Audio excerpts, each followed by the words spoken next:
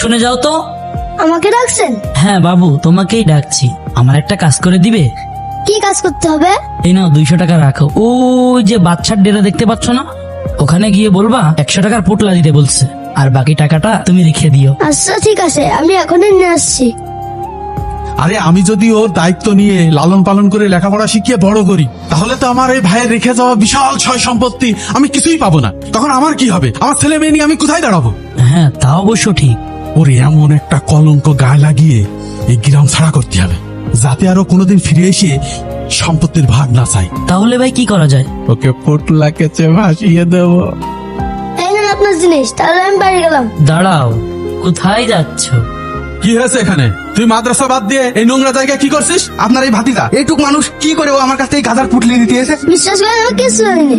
এই যে এই লোকটা আমি আনতে পারতেছি। সর্বনাশ, আমি ছেলেটাকে পাঠালাম 1 প্যাকেট বিস্কুট কিনতে,